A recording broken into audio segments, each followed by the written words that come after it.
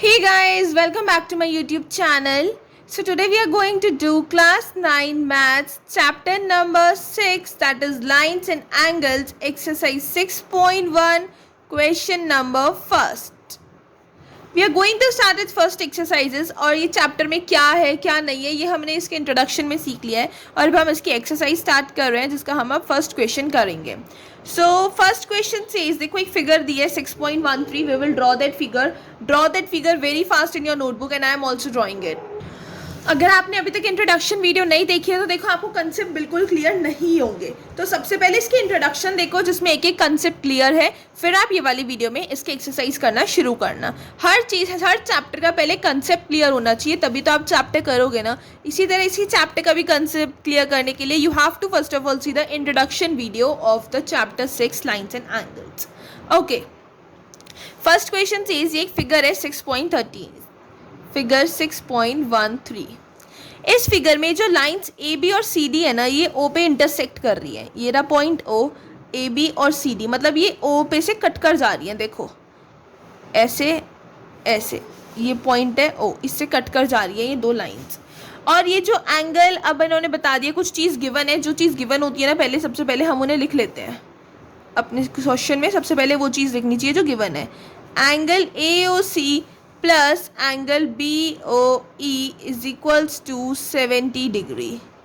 ये जो angle A O सी है ना ये वाला एंगल और ये जो ये वाला एंगल है बी ओ ई, इन दोनों का सम ना 70 डिग्री है. चलो ठीक है.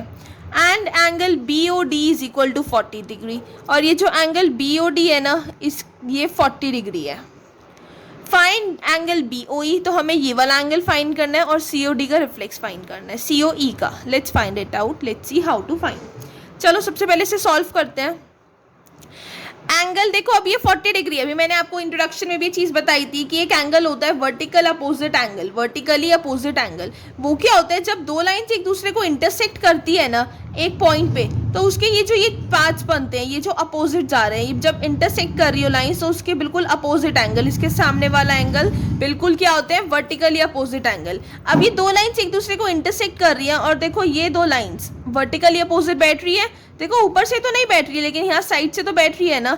ये वाली एंगल्स क्या है वर्टिकली अपोजिट एंगल. तो अगर ये 40 डिग्री है तो ये हमारा 40 डिग्री होगा.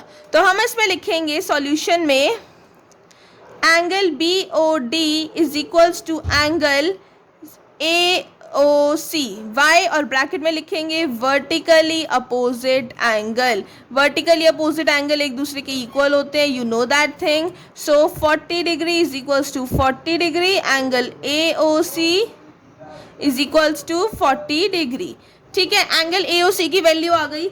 अब उन्होंने आपको क्वेश्चन में एक चीज़ बताई थी कि एंगल ए ओ सी और एंगल बी ओ ई को ऐड करके ना सम 70 डिग्री आ रहा है. तो अब हमारे पास एक वैल्यू तो आ गई है एंगल ए ओ सी, अब दूसरी निकालनी है. मतलब उन्होंने क्या कहा है एंगल ए ओ सी और एंगल बी ओ ई को जब हम ऐड कर रहे हैं ना तो 70 डिग्री आ रहा है. तो एक वैल्यू तो मुझे पता है ए ओ सी 40 डिग्री है, बी ओ ई नहीं पता और ये मुझे फाइंड करनी है, क्वेश्चन में गिवन है. तो मैं कैसे फाइंड करूँगी? देखो ये साइड यहाँ पे प्लस में है, that side it will go in minus. 70 degree minus 40 degree आ जाएगा आंसर 30 डिग्री. तो मेरे पास एंगल बी ओ ई भी आ गया जो आ गया 30 डिग्री आ गया. एंगल बी ओ ई, टू एंगल्स मैंने फाइंड कर लिए. अब देखो मुझे सी ओ ई भी फाइंड करना है क्वेश्चन में, क्योंकि मुझे सी ओ ई का ना रिफ्लेक्स फाइंड करना है तो पहले सी ओ ई तो फाइंड करना ही पड़ेगा. ये 40 डिग्री हो गया, ये 40 डिग्री हो गया और ये भी मिल गया हमें. ये कितना हो गया 30 डिग्री.